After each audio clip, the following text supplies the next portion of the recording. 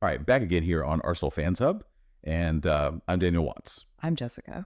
And today we're going to take a deep dive into Mikel Arteta's pre-match press conference before the Champions League clash with Shakhtar Donetsk. And this one, I mean, I don't know about you, but I thought this was really interesting. Yeah, this wasn't just your kind of standard pre-match presser. There was a lot to unpack. A lot to unpack. Especially coming off of that defeat to Bournemouth. Right, which was Arteta's first loss in, 6 months? Yeah, 6 months. So big news. And so, first I want to kind of get into the fallout from that Bournemouth match. Mm-hmm.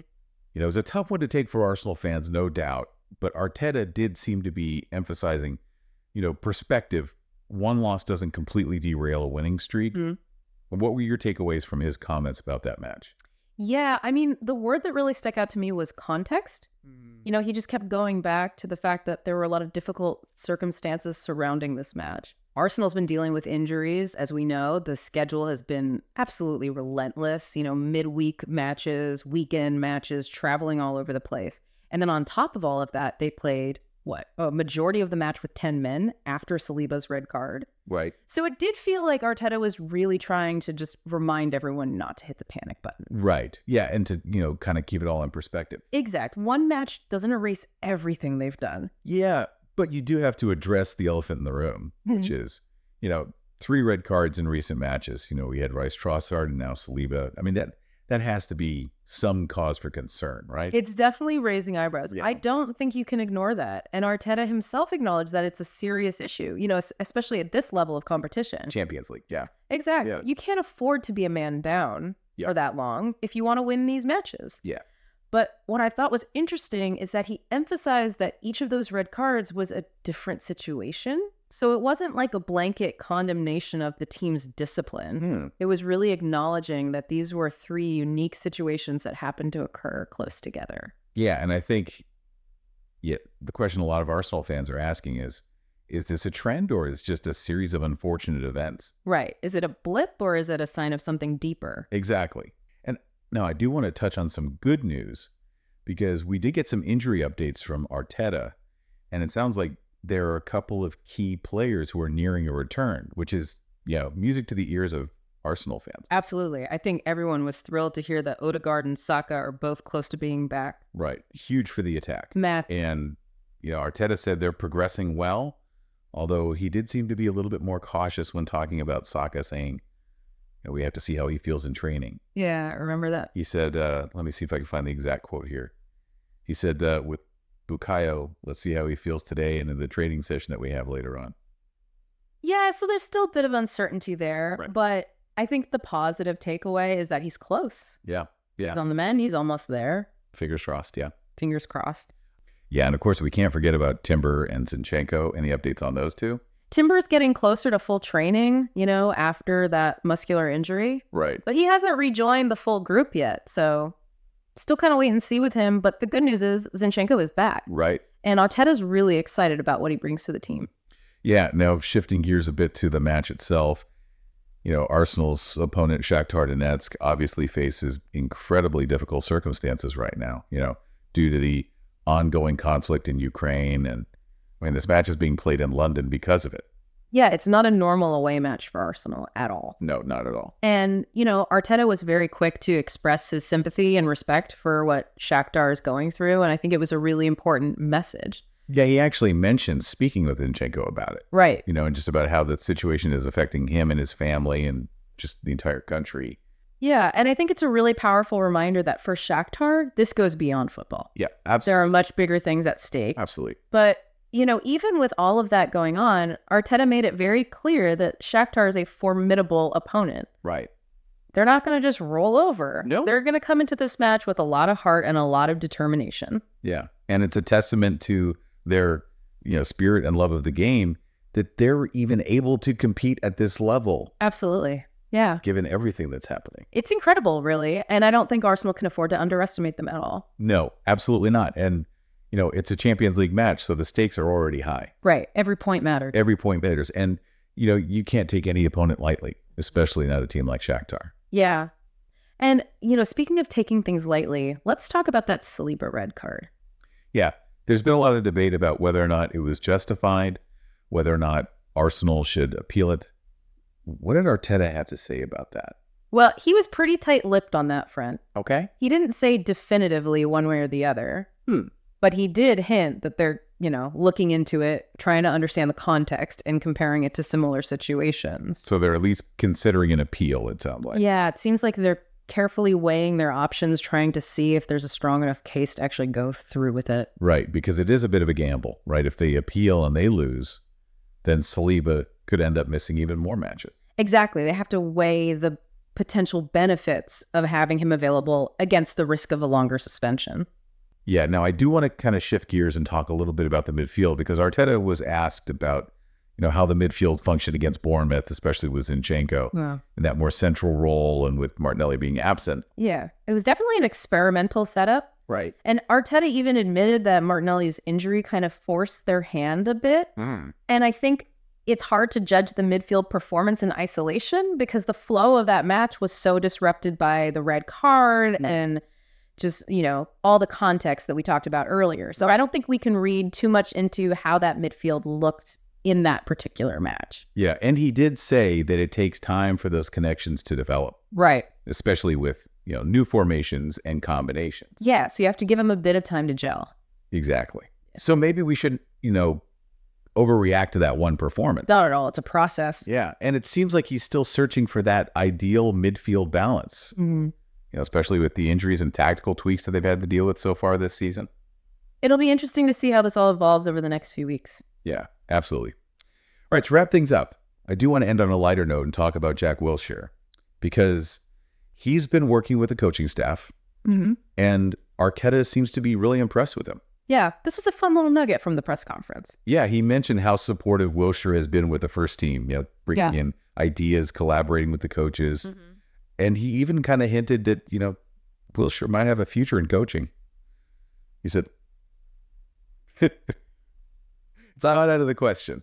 Yeah, and, it's great to see a former Arsenal star, giving back to the club in this way. Absolutely. Who knows? Maybe he is the next, Pep Guardiola in the making. Whoa. Let's not get ahead of ourselves here. Okay. But it is definitely positive to see him involved and, showing an aptitude for coaching. And, who better to learn from than Mikel Arteta? Absolutely. One of the, brightest young managers in the game. Yeah. So it's a great opportunity for Wilshere, definitely. And, speaking of learning, I think we've all learned quite a bit from this deep dive into Arteta's press conference, from the Bournemouth fallout, the red card controversies, injury updates, and just Arteta's overall vision for the team's future. It seems like there's a lot going on behind the scenes. Yeah, it's been a fascinating look into Arteta's mindset and the challenges he's facing as a manager. And, the question now is, how will he navigate all of these issues and lead Arsenal forward, especially with this crucial Champions League clash on the horizon? Right. The pressure's on. Yeah, the pressure's definitely on. And, we'll be watching closely to see how he handles it all. And speaking of watching closely, we want to hear from you guys. How do you think he's going to approach this match? What are your predictions for the game? Let us know in the comments below. Yeah, it's going to be fascinating to watch unfold for sure. And, while we're on the topic of things that have been unfolding, speaking of potential, I want to talk about Ethan Nwaneri. Oh, yeah. I mean, what a story last season. Youngest ever Premier League player. Unbelievable. But we haven't seen much of him this season. And I know a lot of Arsenal fans are eager for his return. Yeah, everyone wants to see this kid play again. Right. And I'm sure Arteta, is eager to give him more opportunities. But it really does seem like he's being very careful, very patient with his development, waiting for the right moment. Yeah, and I think that's the smart approach. Yeah. You don't want to rush a talent like that. No, absolutely not. And I remember Arteta used the phrase optimal moment when talking about Nwaneri's return, and I thought that was really interesting because it suggests that he has a plan. He's waiting for the right time, the right situation to bring him back. Yeah. So do you think that optimal moment could be against Shakhtar, or is that too soon? That's a great question. I mean, it's tough to say. Yeah. It might depend on how the match is going. If Arsenal are comfortably ahead, maybe we see Nwaneri, in the later stages of the game just to get him some minutes. Right. Just to get his feet wet. Yeah, exactly. But in a tight, crucial match like this one, I don't know if Arteta will want to take that risk. Right. He might want to stick with his more experienced players in a game like that. Yeah. I think that's probably the more likely scenario. So maybe we see Modier in a cup match or a less high-stakes league game. Yeah. Something like that. Right. Save him for a situation where the pressure isn't quite as high. Yeah. All right. Now, I do want to switch gears a bit and talk about the midfield, because Arteta was asked about, how it functioned against Bournemouth, especially with Zinchenko in that more central role and, with the Martinelli being absent. Yeah, that was definitely an interesting setup. Yeah. And Arteta admitted that Martinelli's injury kind of forced them to adjust a little bit. Mm-hmm. And, to be honest, it's kind of hard to judge the midfield's performance in isolation because the flow of that match was so disrupted by the red card. Right. And, the other context that we talked about earlier. Yeah, all the injuries, the short turnaround, everything. Exactly. So I don't think we can read too much into how the midfield looked in that particular match. And he did say that it takes time for those connections to develop, especially with new formations and new combinations. Mm-hmm. So I think, we have to give him a bit of time to gel, to figure things out. Yeah, patience is key. Exactly. And so, maybe we shouldn't overreact to that one performance against Bournemouth. Not at all. It's a process. Yeah.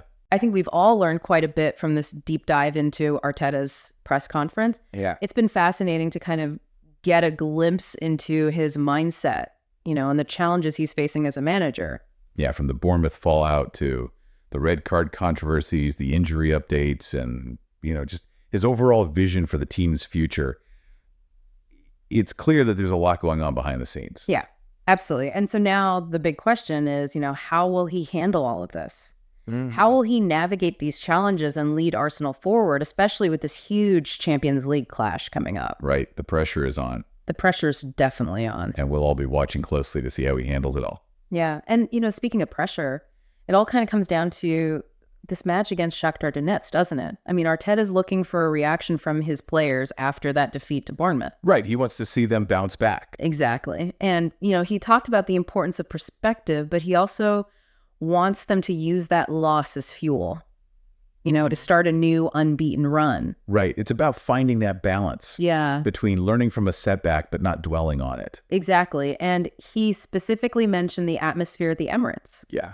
He expects it to be terrific. Oh, Champions League night at the Emirates. It's going to be electric. Yeah. And I think, the home crowd could be a huge factor in this match. Oh, absolutely. They're going to be hungry for a win. Yeah. They want to see a response. Yeah.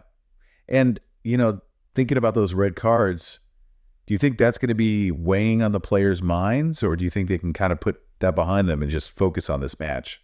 I think it has to be on their minds, especially with Arteta, making it clear that they can't keep going down to 10 men. Right. They can't afford to make those same mistakes. Exactly. So I think we'll probably see them being a bit more disciplined, a bit more cautious in their challenges. But, they also don't want to lose that competitive edge. Right. Yeah. It's a tough balance to strike. Yeah. Aggression without recklessness. Yeah. You got to find that sweet spot. And, with Odegaard and Saka potentially returning, the attack should be back at full strength. Right.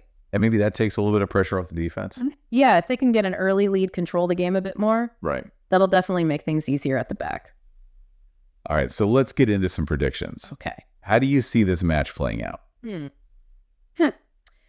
Well, given everything we've talked about, the circumstances surrounding Shakhtar, Arsenal's need to bounce back, I think we could see a pretty dominant performance from the Gunners. Okay. I'm going to go bold here. All right. I'm predicting a comfortable win. I'm thinking maybe 3-0 or 4-1. Wow. Okay. Yeah. I'm feeling confident. I like it. Okay. I'm going to be a bit more conservative.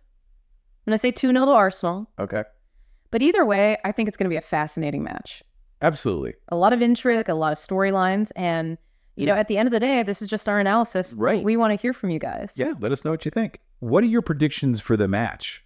What are your biggest concerns for Arsenal moving forward? Let us know in the comments down below. And while you're down there, hit that like button. Subscribe to Arsenal Fans Hub for more in-depth Arsenal analysis. And until next time, up the Gunners. Up the Gunners.